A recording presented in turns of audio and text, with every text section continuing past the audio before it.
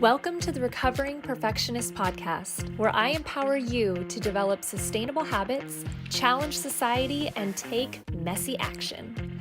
I'm Christine, life balance coach and world champion ballroom dancer, and I believe that everyone has the power to create their very own life by design.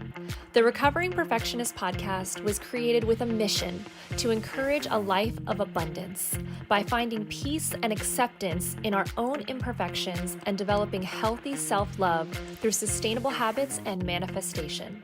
It's time to align with the universe for the full human experience and redefine what it really means to be successful. It's too good, the secret is out and wow.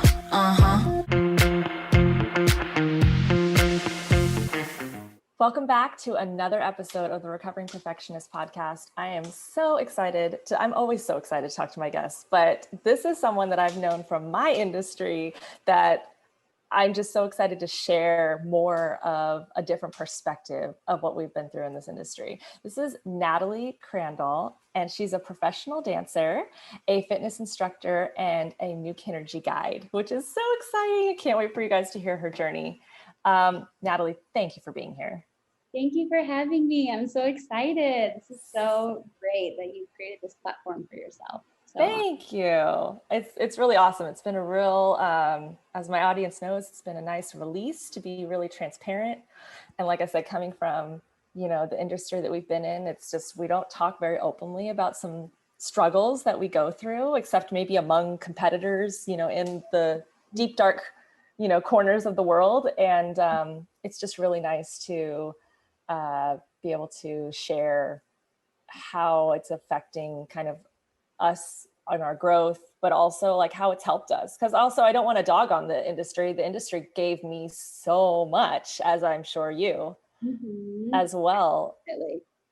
Yeah. So, but yeah, so to kind of catch people up of how Natalie and I know each other, we both come from the industry of ballroom dancing. Natalie went way further than I did, like way further.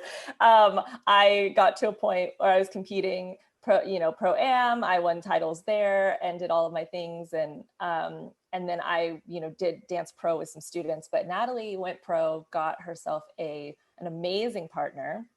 And they did something at US Nationals that no one really has ever done. And they won 2 different styles the same year.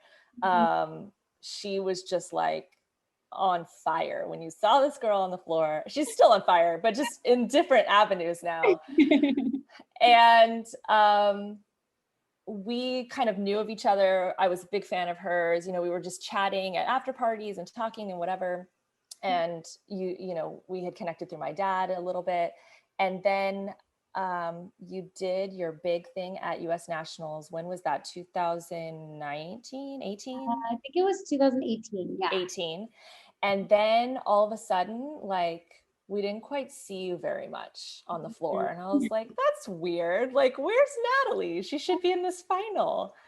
And so once the pandemic kind of happened, I reached out to you and just wanted to make a more personal connection, because I knew that there was this energy there that was like, this is someone I really want to connect with more.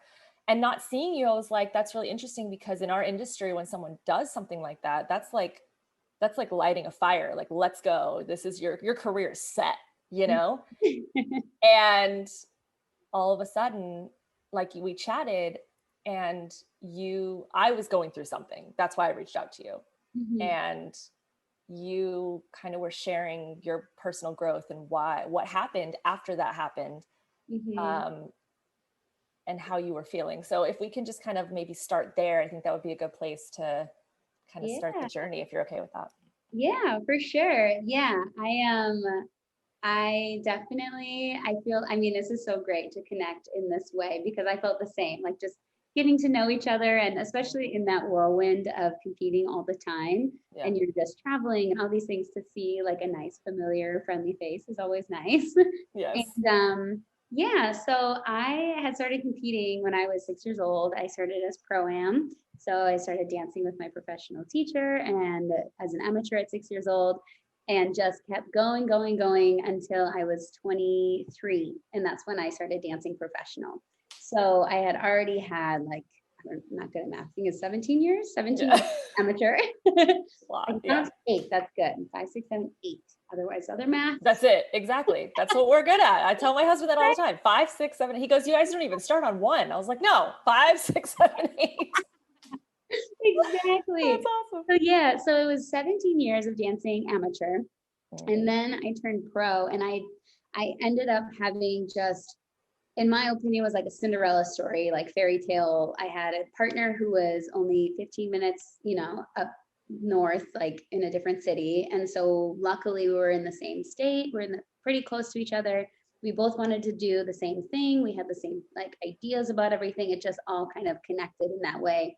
And when we started, So, and just to cut you, just for those people who, when you say that's a Cinderella story, because most people don't have that. They are usually doing commuting. They find an amazing partner, because finding a partner is a very hard thing to do. Someone that connects with you and has the same goals. And usually it's across the country. So they're, meeting in different places and doing all kinds of things. And so you got really lucky with an amazing partner that you vibed with that only lived 15 minutes from you. Yeah, totally. Yeah. And so when that happened too, was just kind of like the pathway lit up in that sense. And it was just so clear ever since I was a kid. And especially when I was 15 years old, I just remember like making the decision in my head. I was like, I want to dance pro. I want to be a national champion. Like, this is now my path. This is everything I do is going to be working towards this. And I just really made it my goal and visualized it and would write down affirmations all the time and obviously show up and do the work. And so when it was happening, it was very exciting because I was like, wow, this is everything I wanted. This is so great.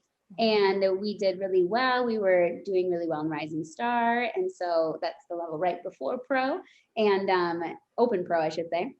And so we were doing well in Rising Star and making finals in Open Pro. And because of that, it was like, I always describe it like if you played Mario Kart and you get on the rainbow road and it just like, pew, it sends you like even faster. That's how I felt. Was like, we just. That's a great visual. Right? That's how I felt. And it was just because we had such momentum, we wanted to keep up with it. But physically, mentally, emotionally, your body can only sustain so much for so long. So mentally, I know I was and am still a very mentally strong person, but I would take that a little bit too far in the sense of mind over matter, mind over everything. Whereas my body was tired. I was not sleeping very well because of the traveling. And I just would kind of like, that's fine. I'm mentally strong and I can handle that.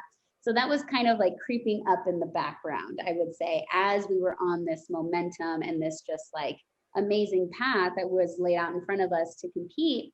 And so by the time we got to our nationals, we had worked so hard. We had ended up winning the Rising Star Rhythm, Rising Star Smooth, and the Open 9 Dance all in one nationals. And what happened actually the day before that, we had flown from LA to Orlando to compete at nationals.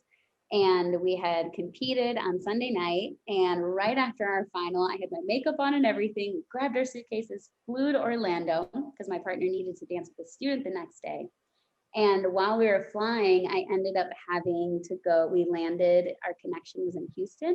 And we landed, and I actually ended up having to go to the hospital because I was having a full body, almost full body, but mainly pulmonary and abdominal muscle spasm.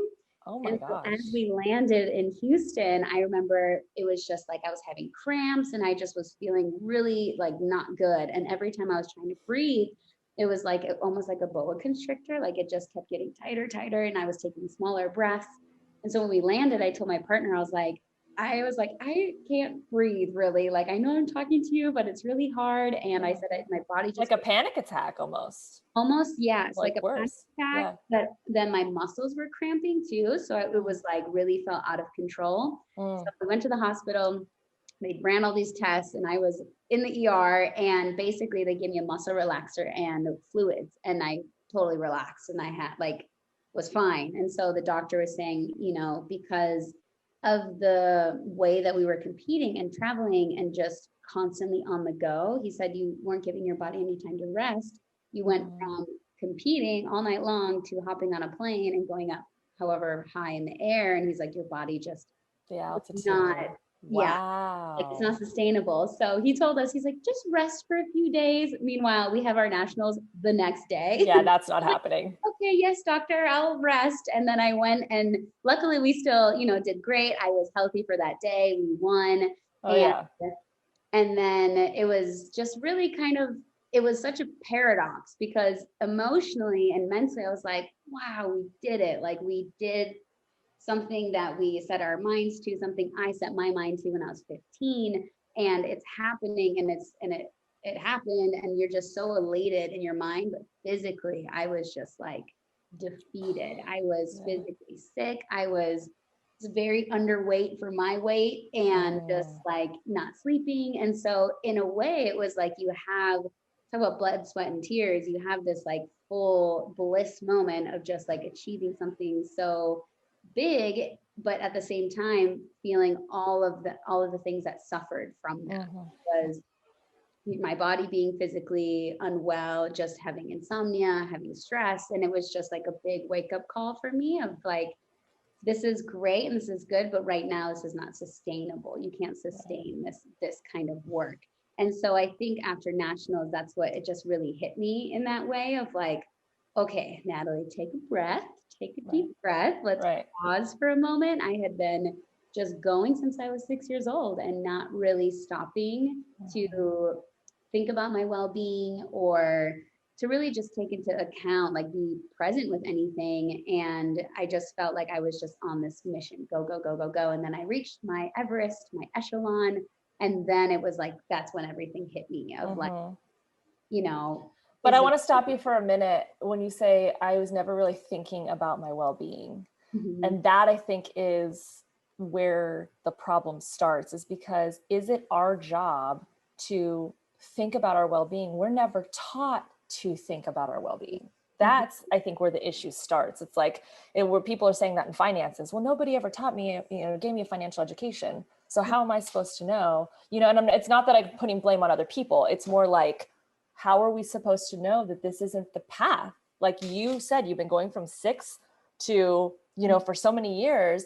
In our industry, when you see other pros, they're just as tired, just as jet lagged, they're doing B12 shots to keep themselves going. Like, this is kind of like, you saw all these people around you and you're like, oh, that's normal. I got mind over matter. I have to power through because I won't be a champion if I don't. Your coaches, same thing. They tell you, keep going, keep doing, all that stuff. And it's not like, I'm not saying that these are the people to blame. It's a whole system that fuels this type of environment that it's champion breeding area. You know what I'm saying? So if you're trying to accomplish something on that level, you just have to know, it's like the Olympics. It's just like, boom, boom, boom, here we go. But what you did, which is kind of, I think, energetically what gravitated me towards you, was that you consciously, I didn't know you had the Houston issue. That was interesting that you just told me, because that was definitely like, whoa, red flag, right? Yeah. But then when you come out of that, and then after you win all these incredible things in one competition, I'm sure your coaches were like, here we go. What's the next thing? Your partner was so excited. Oh my gosh, this is it. We did it. We're on the path to success. And you're over here like, yeah, I need to reevaluate some things. Yeah. And that you're so right. Yeah. It was exciting, and it felt that way. Like the career, like you had mentioned in the beginning, like, well, your career is set and now people know who you are and you've made this name for yourself, and it's all great. But I was struggling internally. I was struggling with like just stress and anxiety. And I was starting to have just more like depressive thoughts and everything, which was abnormal for me because I'm very optimistic, positive person. Right.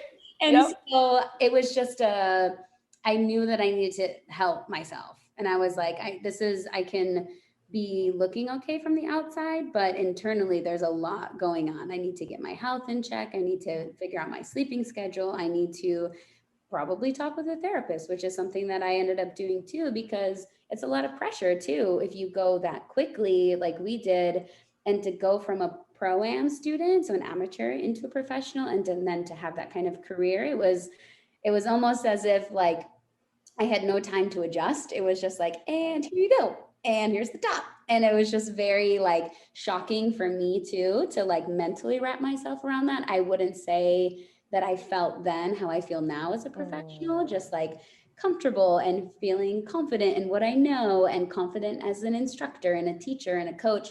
I didn't have that when I won. So it was kind of like, you know, the imposter syndrome was still there too. Yes, yes, And yes, yes. so it definitely, I needed to step back and just really take care of my health in all areas, energetically, emotionally, spiritually, physically. And I think, you know, like you said, it's not anyone's fault. It's just that this kind of topic of wellness and taking care of yourself, it's just not a topic that's discussed openly. And we get in this, and I think this is in everything, you know, in any industry, it's like that hustle culture and that work, grind, and all these things. And that's very much in Western athletics as well, in any competitive sport that you go into. And it's true, you have to have a certain level of dedication and a certain level of commitment and a certain level of mental strength. But that doesn't mean that you just forget about feeding your body with good fuel and making sure you're getting good sleep, making sure maybe you're adding meditation or a breathwork practice in there to make sure that you can actually sustain this kind of thing. Right. And I think when you can get into bigger sports like basketball or anything that's you have like a sponsor, like a full sponsor, sometimes they'll assign that to you. Like you'll get a mental health coach. But because what we do is very much everyone's like grassroots on their own, like you got to do it on your own, that, you know, having that is not quite like it's a luxury to have something like that. And I don't necessarily believe that your dance coach should also be like a wellness coach for you. Right. Like two different areas and two different expertise. And so, two different goals, honestly. Like yeah. your dance coach is really focusing on making you a champion, and they're going to push you more so than a wellness coach is going to help give you grace and give you rest and allow you to, you know, skip a rehearsal if you need to mentally. Like it's a different, you know, end goal for sure. Yeah. And I think it helps too. Like there's times I look back when I was competing and I was just so focused on getting ready and being on time that I didn't know how to like breathe into the moment and be super present so that I could just enjoy what I was doing as well and not feel this pressure from myself. Because at the end, you know, we're all just putting this pressure on ourselves, really. We're giving ourselves the shoes to fill. And we can project that onto other people and say, oh, my coach told me this, or the judges are this, but really it's us, you know, like right. Because we see ourselves achieving. I was just talking about this last night in like high school, like the people who did well in high school that checked all the boxes, that just kind of came easy. And then all of a sudden they started seeing results and like parents are proud, teachers are proud, you know, everyone's proud. And you're like, oh, okay, I just have to do more of this in order to get more love or more results. And that ends up being a very slippery slope, at least for me it was, because I was the straight A student, the honor roll, all the stuff, and teachers loved me. And then you start realizing like, what did I just do to myself? Like I literally just now, even if the teachers or the parents don't put this pressure on me, I've now put it on myself because now this feeling of achievement is addictive. It's like a drug. And so now I want to do it in everything. And I know that I can.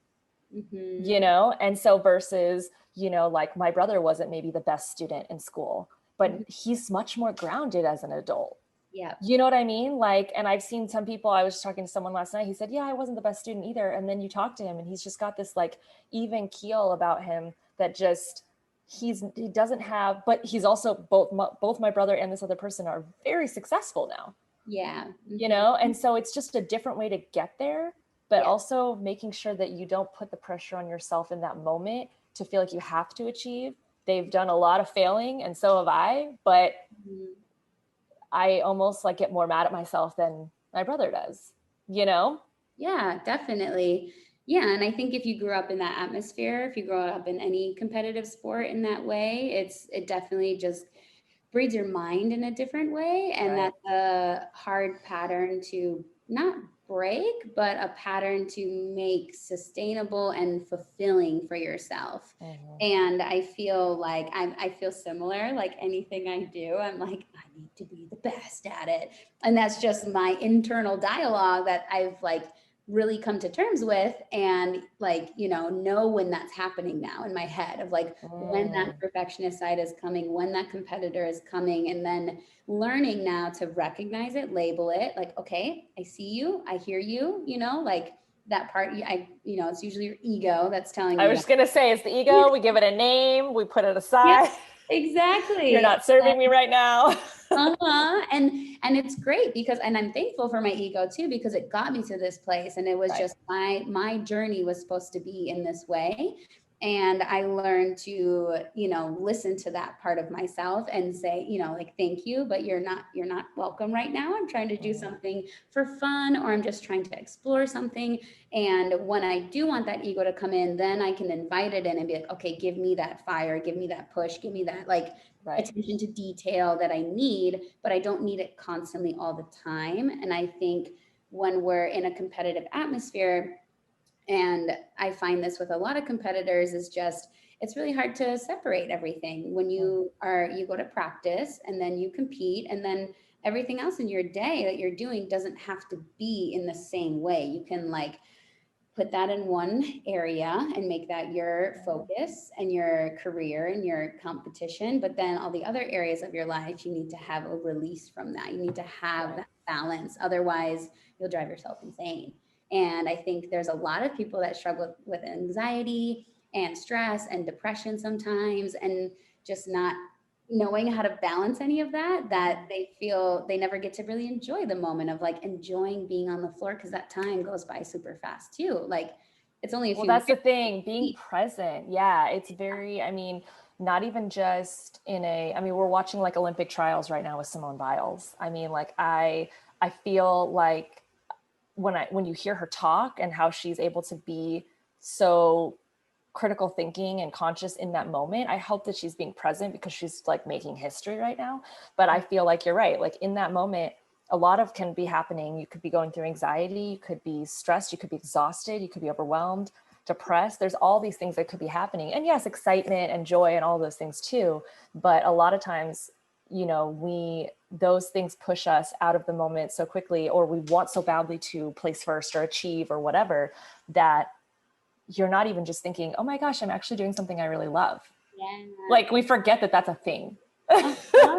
It becomes this like race that now like we have to achieve and we have to do it. And it's like, oh yeah, but also like I'm doing a really fun foxtrot right now and I'm really enjoying myself. Totally, yeah. And I find myself like when I'm coaching now and I see my students get into that space, I'll like take a deep breath. Remember, Right. you're doing this. You do this because you love to dance, and that's why you're doing it. And yes, we need that mindset if you want to achieve things like becoming a champion. Like it's not easy. You have to have that, like I would mention earlier, you have to have the commitment and the mental strength and all those things too.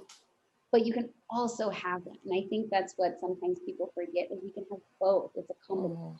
It's a intertwining of being present, but also, being goal oriented and being focused, but also being relaxed into the moment enough to enjoy it. And we think it has to be one or the other, when it can actually be both at the same time. But that also needs to be taught and needs to be normalized.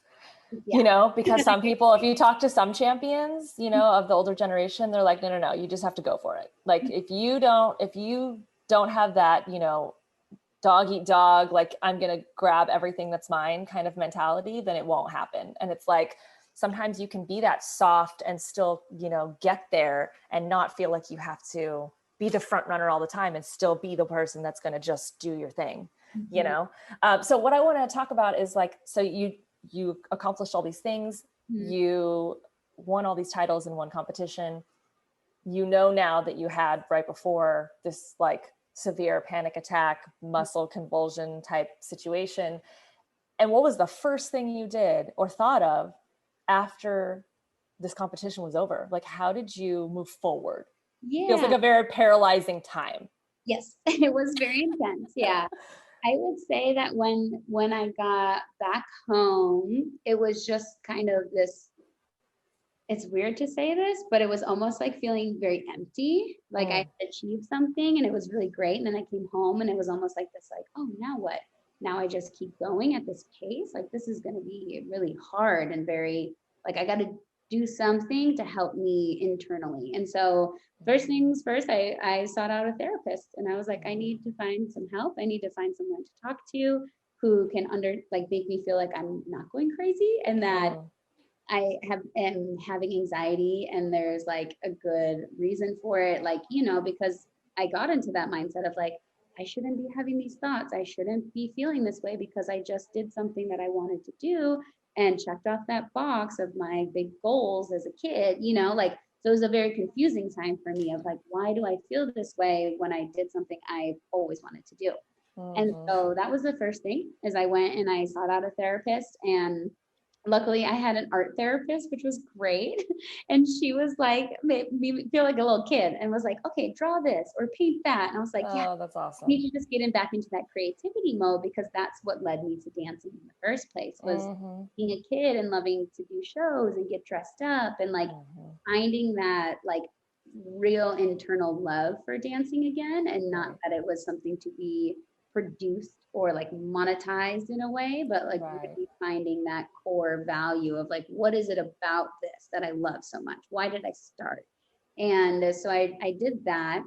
And then I also just started to get really heavy and deep into meditation and breath work and just really came back to like ground zero, came back to basic, started to really just go internal and do a lot of just internal work. And I started doing yoga teacher training and was like, I just need to like woosah for a second and like calm it down because I've just been going nonstop.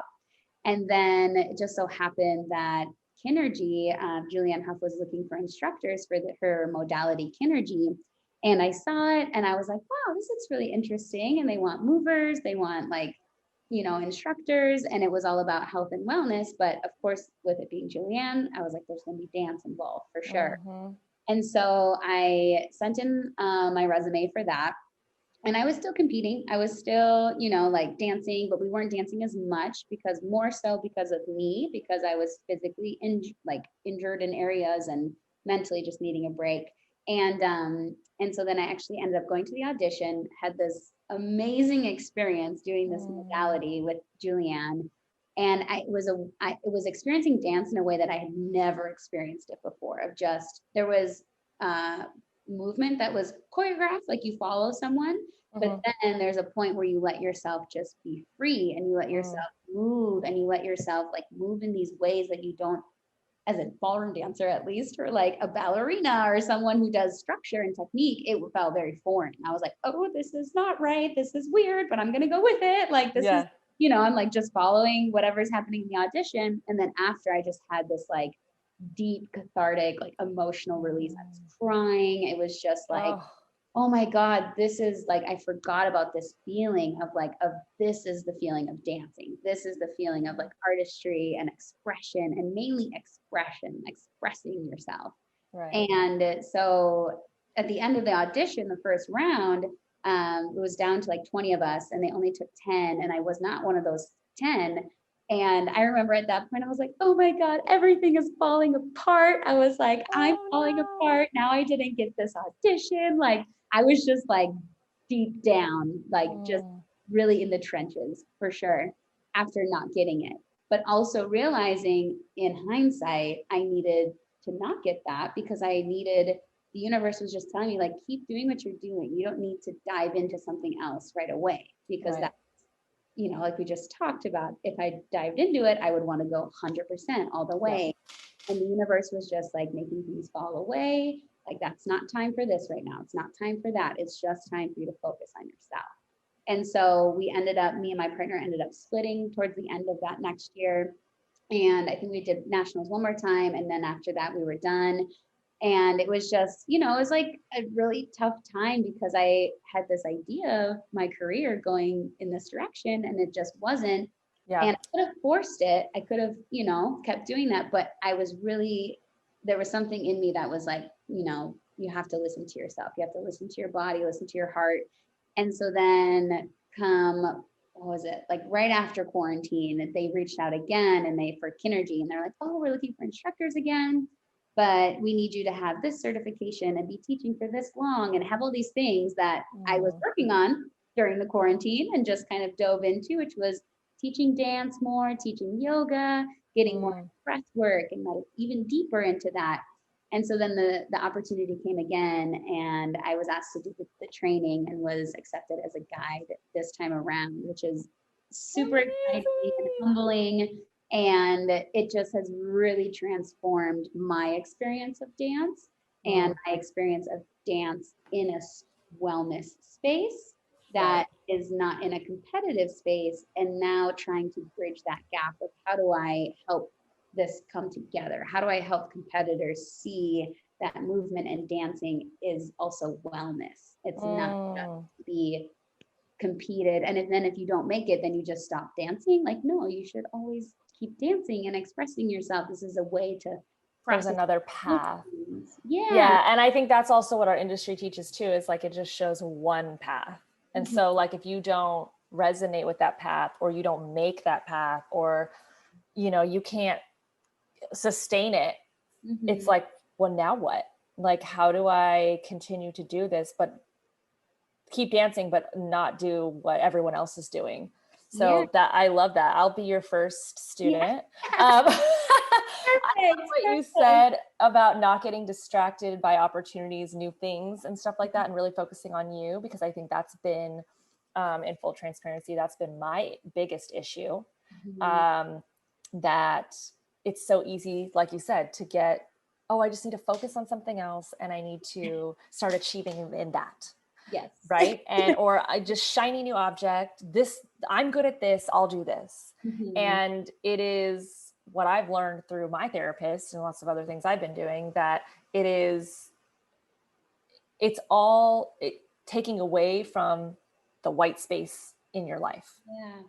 And you're trying really to create time for yourself, where you're not feeding yourself with social media, television shows, other people's opinions, other activities that are, you know, voices in your head. And you're really trying to just have time just for you to focus on your growth. And I think that that's really hard for people like us, because it's like, what does that look like? Nobody has ever showed us what this looks like.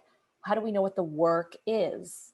Right? The work for us has always been go to the studio, you know, X number of hours a day, you know, X days a week, and work your butt off and become a champion. And so now slowing down and actually taking time and not focusing on, oh yeah, I'm working on this. Like when people ask us, what are you working on right now? We love to say something, you know, and for us to say that we're not working on anything, or we're working on ourselves, what does that even mean? Right. Yeah. Yeah, for sure. But at the same time, it's been a very interesting experience when you do that and you take that time. I love how you said that it's white space. I love that, because it's so true. And that's when you really get to the deep inner work of like, what do I really like to do? What is it about this or that? Or why do I feel like I need to achieve everything all the time? Like what, and it just goes deeper and deeper and deeper. And you think you find the seed of that pattern in your life, and it goes even deeper. And you're like, oh yeah, it's from when I was like a kid. And this is, like you said in the beginning, I got praise when I did good. And so then I just kept that pattern going. And it's just really taking that time to just like study yourself. And I found that by doing that, I'm able to sustain a better mood all the time. My emotions feel much more regulated. I'm able to know as well, like, what besides being a dancer or besides being a career woman or anything, what else makes me feel good? Oh, sitting and taking 5 deep breaths and then sitting in a meditation for 15 minutes makes me feel so good. And it's like, all I need is myself and my breath. And it's like, if you don't take time to learn those little things, like these little things that can make you feel so different and so good, then we become very attached to the external. And external is not permanent. It's always Right. changing. It's always in flux and it's always in flow. And maybe you'll have something for a while and then it goes away. And then maybe you're really succeeding in this and then that stops. But where in that flux and that flow can you find that steadiness?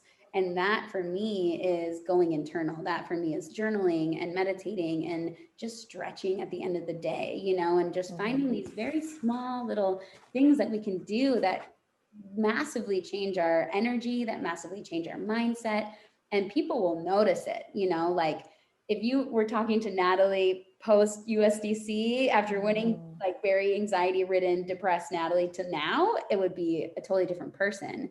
Right. And I think that's when we can almost, if you want to take it back to like having progression or progress, is when people start to notice that about you. I'm like, wow, you're such a lovely person to be around, or your energy is really nice, or you're so kind, or like, that's what I would rather be known for, you know, is Yes. a kind and loving and healthy person in all areas instead of just in one. And then when, you know, I'm not having success in my one career, then I'm super depressed and upset, instead of like, okay, that's not happening, but here's all these other things. Like my nutrition is good. My sleeping is great. And like, overall, I feel like a successful, healthy human because I'm keeping all those areas of my life very sustainable and fulfilling, you know, and I think that's something that can be done and be a competitor, but like we mentioned, it's not a topic that's discussed, or there's not a lot of resources for that. And I think that's just in Western athletics, competitive athletics in general. It's a very, like, people think that, like I said, you can't have both, but you need both. You need both in order to maintain, like you said, the longevity. Mm-hmm. And which the word I use all the time, which I see you using too, sustainable. It is a word that people don't often think can exist. And yeah, it is just not, it's not possible to do something long-term without having either those good habits or those good, you know, self-care techniques to be able to do that. One more thing I wanted to discuss, you are in a very amazing, beautiful relationship. Oh, thank you. And we kind of discussed that a little bit too, because at the time I was engaged and I just got married, which is amazing. Thank you. And that is like the best part of my life, like my relationship and with my husband, and it's amazing. And I can see that you have something similar with your boyfriend. And how during that time, because how long have you guys been together now? 4 years now. 4 years. So he was there during all of this winning and mentally losing and all of these things that were going through your head. How did that affect your relationship? Was it difficult for you to find yourself and focus on you and still try to be the good girlfriend and part of a couple? And like, it's hard to coexist in that way. Yeah. Yeah, I mean, I feel very, very grateful and very blessed to be with someone who is the most calm, the most understanding, the most supportive person, because I think what helps is that he's not in the industry and he's not a competitor in anything, and he can see it from the outside, but he's not in it. So it was just really nice to hear his observation of a lot of things. And he was someone who taught me a lot about like the psychology of what's happening in my, because he has a psychology degree. And so that was helpful in general. Oh, that's awesome. Yeah. And is very into wellness and meditation and all of that as well. So it was kind of like I had that influence with him. But I definitely feel like I noticed that when I was in that space of being very low and in the trenches, I could tell that I wasn't being the best partner that I could be to any, to not even my dance partner. Absolutely. To him. And I think just expressing that, I think what's very hard is people feel when they're in those low spaces, they're low mental spaces, they think that it's weak to say something, that it's you're crumbling or you're not succeeding, when being open and honest and being vulnerable is the most courageous thing anyone can do. And I think at those points I was so low that I just was so vulnerable and transparent of like, listen, I told my parents, I told him, and I was just like, this is what's happening right now. These thoughts are like not normal thoughts for me. I'm feeling super sick physically. And I think just being as vulnerable as possible and being as open and transparent as possible is what led to that support. Because I think if I tried to mask it and hide it and be like, I'm fine, everything's fine, don't worry, I'm fine, everything's fine. And well, like, that's what we've been doing. right. Like, that's what that, and that's the thing is you got to change something in order to get a different result. And I think, you don't have time to be vulnerable and open and say, this is what's happening, this is what's going on, when you're competing and on a plane every second and going from one event to the other and, on deck. And then it's just insane. And so now is your time that, like, if let's try this and see if something is different, Yeah. And I think it just also shows, like, in those moments, who's really there for you as a person and not there for you as like being this productive person, like a productive person, but like Right. caring about your well-being. And so I would say that like I said, I'm very lucky to have someone who's very understanding and supportive and just kind of rode that wave. And it wasn't trying to change anything, but was just there. It's like, I'm here, I'll be your rock, I'll listen to you, and I'll try to understand as much as I can. But at the same time, he would express to me, like, I'm also not a competitor, so I don't fully understand what you're going through. So like, Right. gonna have to go through some of these emotions on your own, but like, I'll be right here, I'll be hugging you, or like, be that shoulder to cry on. And I think that's so important to have that solid, sustainable, like, group of people that you can rely on. And sometimes it's your family, and it's just your family. And for me, for a long time, because I danced so much when I was a kid, I didn't have a lot of friends. It was just right. my family. So luckily, my parents are both very active in that. They both very much believe in like wellness and your mental health. My mom, Very cool. mental health counselor. So, she was like, hey, honey, like, pay attention to this as well. And so I think, just being vulnerable and transparent, telling those people in your life what you're going through will save any relationship in that way. And just, and being, just being open. It's a hard thing to do. But when you do it, I find too, like, even just this conversation, someone might hear it and be like, wow, like, oh, there's someone else who actually is struggling with this, or has struggled with it, or has found ways to cope with it. And because, just like having a conversation can help someone feel seen, even if they're just listening, totally. And so I think, well, that helped me when I heard you, I mean, that's why I reached out to you, because I was like completely lost, feeling like I saw what you had accomplished and I was like, there's something going on there. I could feel that there was this, and I was like, I'm feeling the same way. I'm feeling overwhelmed and thoughts of depression and, just stressed and anxious all the time. And again, these are not normal feelings for me. And I was like, what is happening? Why do I feel this way? And when we started talking, I literally was listening to you going, I feel like I'm talking to myself. This is insane. Yeah. Like, it's just not normal feelings that we should be having as humans, but we've normalized them. We've normalized anxiety, we've normalized the grind, we've normalized physical pain, we've normalized all of this, but it's not for our benefit. It's for an industry or a corporation or a, like, massive benefit on a big scale, but not individually. So I think the more, and I'm happy to see that wellness and self-care and like becoming kind of like trendy, popular things. But I'm like, this is good though. Like, this is good. People need to learn, like, taking a rest day is okay. It's okay.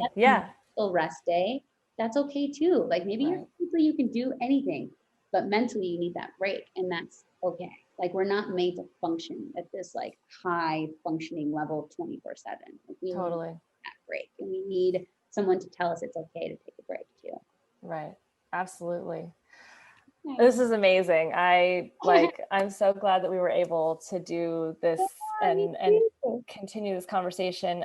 Do you have any last thoughts on, specifically speaking to those perfectionists, who just feel that they're constantly trying to, I think what my therapist said to me at one point was, if I don't feel like I can be good at it, I almost don't want to try to do it. So it's like that, doing something for fun or trying and failing maybe, or whatever. It's like I've gotten to the point where I just do it if I know that I can be good at it. And that limits what you do. Do you have any final thoughts speaking to those types of personalities? Yeah, I would say that something that really helped me was I feel that like if you don't feel like you can perfect it and be good and be the best at it, you don't even want to start, which hinders a lot and you lose a lot of possibilities. And so I would say that imperfect action is better than no action. And it's okay to be messy. It's okay to fail. It's okay to do all these things because everyone's doing it all the time. But it's when we can let go of keeping that tally on ourselves and that, oh, you didn't do that right. Oh, you didn't do this right. And letting that voice have its space and tell them to go sit in the corner for a little bit, take a break, let the ego sit down and just take imperfect action. Be like a child again, color outside of the lines, create something new because we're not here to just perfect, but we're here on earth to create. We're creative beings. We wouldn't be talking over technology if we weren't creative people, and so and experience. So we were here to experience and be present. And I think that, totally. So getting out of that, trying to perfect everything, but having grace and fun with the imperfection and taking perfection and moving it into creativity, I think has helped me a lot. And that really embrace that if you are a perfectionist, you're really just paying attention to detail, but you can pay attention to detail and be creative as well. So there's, I think that it's a hard balance, but finding time to be creative is also a good one. Coloring or making art or singing or dancing for fun is always a good way to get yourself out of that mindset so that you're in more of that flow instead of trying to do everything right all the time, because there is no right, really. There's so exactly. Right is so relative. So relative. Yes. Yeah. Right. Like who's right? We're all right and we're all wrong at the same time. So, absolutely. Yeah, that's awesome. That's so cool. Well, listen, anyone who heard this conversation who wants to maybe reach out to Natalie or just see, take one of her classes. She does so many classes. She's based in Arizona and does all of her amazing spin classes.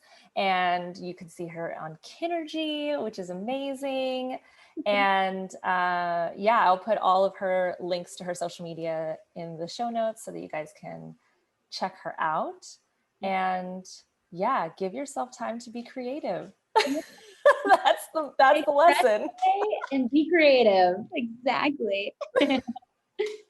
Thank you so much for listening to the Recovering Perfectionist Podcast. I'm Christine, and if this episode resonated with you or spoke to you in any way, please feel free to share. I absolutely love hearing from you guys and your thoughts about the topics based on your experiences. And also, if there's anything you want me to talk about, just screenshot this episode and share it on social media with your comments. Your feedback really helps me to curate episodes that best serve you. If you have time, I would greatly appreciate if you could leave a review wherever you're listening to this episode, whether on Apple or Spotify or any other platform. I'm wishing you a blessed week ahead, and remember, perfection doesn't exist. Take messy action. Healthy habits keep us balanced, and you are enough.